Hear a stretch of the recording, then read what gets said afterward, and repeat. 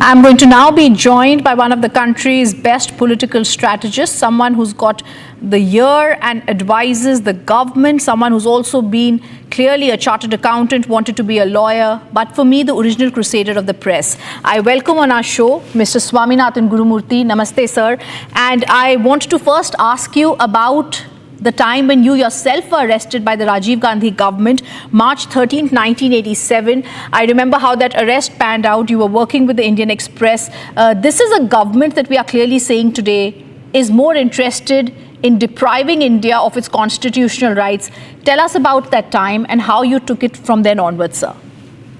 You see, actually, my struggle for freedom of the press, and for constitutional rights dates back to the emergency days.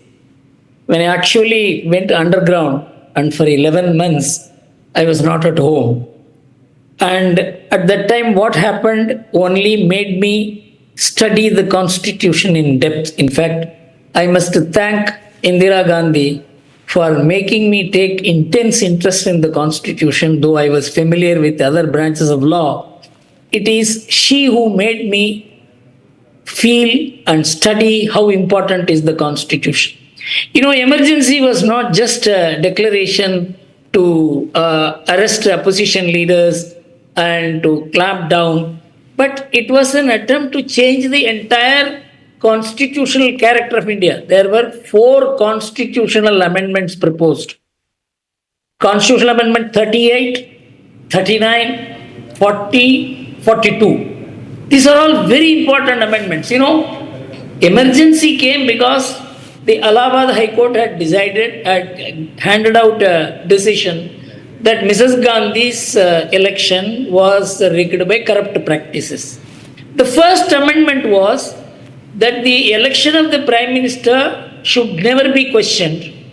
And this law was made retrospective so that the Supreme Court, when it considered the Allahabad High Court judgment, it will not consider the judgment, but it will consider the law to say that Mrs. Gandhi's election is valid. This amendment was introduced on the 7th of August in Lok Sabha, passed on the 7th of August in 2 hours. It was introduced on the 8th of August in Rajya Sabha and passed on the same day. That was a Friday. The matter went to the President on Saturday and it was approved on Sunday, which was 10th. On the 11th was the Supreme Court hearing. So you can understand how the entire constitution was subverted for one individual to save that individual. It is not that this was happening on the day. On the 31st of December, B.N. Tandon, who was one of the closest advisors of Mrs. Gandhi, he was one of the secretaries, he wrote, the Prime Minister will go to any length to preserve herself in power. Tomorrow the new year comes. I shudder to think what will happen to the country. This was 6 months before. So you can understand the movement towards how to preserve one individual, one family. The entire constitutional process, the Supreme Court was rigged. And I can tell you then there were amendments to say no criminal proceedings can be launched against a Prime Minister in power or out of power. And then a 42nd constitutional amendment was proposed in which they said constitutional amendments can never be questioned in court of law, that fundamental rights are being violated can never be questioned in court of law, that under unlawful activities, if any party is banned, that cannot be questioned by the court of law. These are all not on. That is to institute a one-party rule. And a party which did it, and the very family which did it, is now protesting that the constitution is being subverted now. It is a mockery. Actually, the Janata Party, when it came, it completely wiped out the possibility of an emergency being declared and constitutional rights being robbed. They have removed all the obstacles for the constitutional freedoms of people. These two developments, what happened in 1975-76 to the Constitution of India, and the Janata Party completely revamped the constitution to go back to the original position should be made a constant study in Indian politics. What is happening today is a mockery. Sir, I also want to ask you a little bit about the Bofors case, when you were at the helm of affairs, how you tried to probe into the matter, how Rajiv Gandhi had you arrested. I believe you were in prison for a long time. And I also want this to be understanding this in context of what the Prime Minister today said, because the Prime Minister was very clear. It is these people who tried to play and violate our constitution.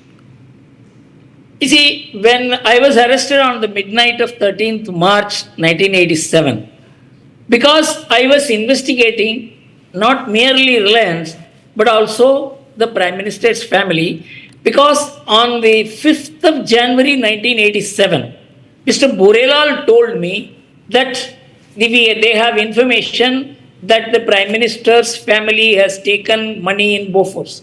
Then we gave that mandate to Fairfax, which the government of India has engaged to investigate industrial frauds and money being stashed out of India. We added this, and a letter had been forged in the name of Fairfax. It is a cut and paste forgery. That they came to know that I was investigating Rajiv Gandhi, that the Indian Express is investigating Sonia Gandhi, and the Prime Minister was so shattered, he immediately ordered my arrest, and I was charged with espionage, which means during the pendency of the trial, I will never get bail according to the Supreme Court judgment that in cases of espionage, nobody should get bail. But unfortunately, I challenged them to produce the original of the letter on the basis of which I was arrested. They could not produce, and so the court released me. But the fact remains, I was released on the 23rd of March. On the 15th of April, 16th of April, if I remember right, the Swedish radio came out with an announcement that monies have been taken in Bofors and it has gone to very powerful politicians. You know, from there the whole battle started. Indian Express was raided and our people were arrested. And we had to be in bail on anticipatory bail. And there the war began. You know, like of which never happened in independent India. Even under the constitution which the Janata Party had brought back after removing the emergency amendments, the newspaper was put to such a problem. And in fact, the media was so divided. The media always gets divided between those who stand for freedom and those who stand for the government. The same thing happened in our case. But nothing like this is happening today. It is just impossible in the context of the social media that anybody can stand up and undo the constitution or freedom. This whole thing is a hoax. Actually, the Congress must be ashamed. The Gandhi family must be ashamed of speaking freedom, constitution, when they have themselves defiled and defaced it. I also want to ask you, like you're rightly saying, when Rahul Gandhi and others talk about the constitution, they decimated it, they protest today and they say we want to save the constitution, sir. But what really gets to us and what we try and understand is how the constitution has been shred into pieces. Now I want to come to what the Prime Minister today said. The constitution has been shred to pieces. An entire nation was turned into prison. I tell you, the most important decision that was before the courts were whether there could be a habeas corpus petition on the basis of Article 21 of the Constitution, which guarantees life and liberty. The right to life. Whether right to life could be suspended during the emergency. This was the test of the whole emergency. 10 high courts had given a decision that a habeas corpus petition will lie on Article 21 of the Constitution. The matter came to the Supreme Court.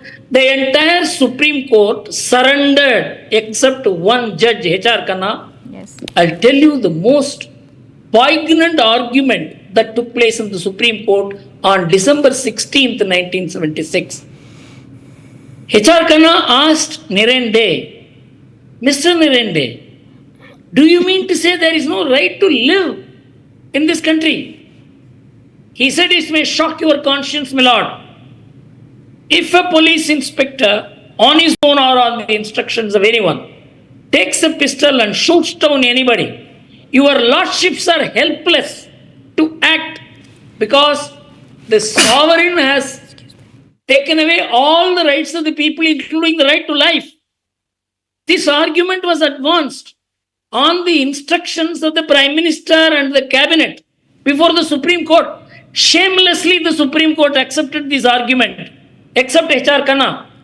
And H.R. Khanna, who said nobody can suspend the right to life, and for that he had to pay the price of not being elevated as the Chief Justice of India. Yes. Does Rahul Gandhi know this? He was on the laps of his mother at that time.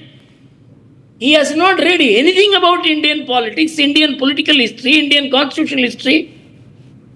And he talks about protecting the constitution. And I have been personally one of the sufferers. I had to take care of 150 families who were in jail. I had to supply ration to them. We had to go and beg 10 rupees, 20 rupees, 30 rupees. Will such a situation ever come? Is it there? What are you talking about? Because of complete illiteracy about what happened then and what happened later and what can never happen in this country hereafter, as the Prime Minister said, this illiterate debate is taking place. It's the most shameless debate I have come across. I completely agree with you, sir. And you've taken us in a trip down to what the Supreme Court did, how Justice Khanna stood up. He was superseded by 3 judges. I remember the Keshav Nanda Bharti case also that became landmark, that said that the basic structure of the Constitution cannot be changed. While we're trying to educate people on this particular aspect, the Prime Minister today makes a very certain attack. Like you started off by saying, sir, roughly a few hours before 12 o'clock on 25th, we saw emergency across India. It was there for a period of 21 months. At that time, there was complete censorship of all the newspapers. How then were you all, even at that time, be able to pass around information, even as you're saying you were able to, and taking care of 150 families at that time? You see, Tamil Nadu and Gujarat were the 2 states in which there were opposition governments. And of course, the DMK was in the opposition at that time.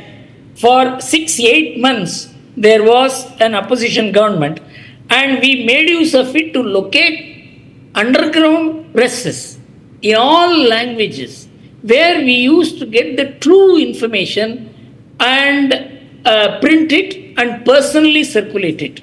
This was one of the most massive underground information that actually ignited the people. Mrs. Gandhi was not even aware of what was happening on the ground because she had suppressed the people's voice, open voice, and this secret information began spreading. In fact, the team which worked under me itself must have every week and every month produced millions of pamphlets containing true information, and this spread like wildfire. And that is one of the reasons why the spirit of freedom had been kept alive. So it is not that the emergency was just overcome by the 1977 elections. The people in hundreds and thousands worked for it. The main work came from the RSS cadre, and others, they were just political. They had no personal networking, personal understanding. And the work that the RSS did at that time was unbelievable. Nothing is known because Mrs. Gandhi came back to power and even removed the Shah Commission report from the archives of the government. It is Ira Sherian, a DMK MP, who brought the news that Shah Commission report has been hidden and destroyed. We reprinted the Shah Commission report and released it in Chennai. That was one of the last acts of that noble man, Ira Cherian, and it was released by Advani and Cho Ramaswamy. Otherwise, even that fundamental record about what happened during the emergency would have been suppressed. It is not only the emergency would have been suppressed, that what happened during the emergency, which was part of the judicial proceedings, Yes. that was also destroyed. Mr. Gurumurthy, I also want to... This whole attempt is to keep away the most dangerous development which India faced and to keep it out, to say that we are the protectors of the constitution when you have been really destroyers. Mr. Gurumurthy, I also want to ask you, it was stated in the emergency it was a grave threat to internal security. Today, when the Congress harps on security, it harps on the constitution, have they really forgotten how they, as Congress, are entrenched into ensuring that all agencies cater to whims and fancies that were there even at that time as their own? You see, basically what happened during the emergency was internal security or internal disturbance. Of course, internal disturbance was removed from the constitution as a ground for declaring emergency. And so the internal security is an issue, but on the basis of which no emergency can be declared. So the internal security issue today is more complex than it ever was.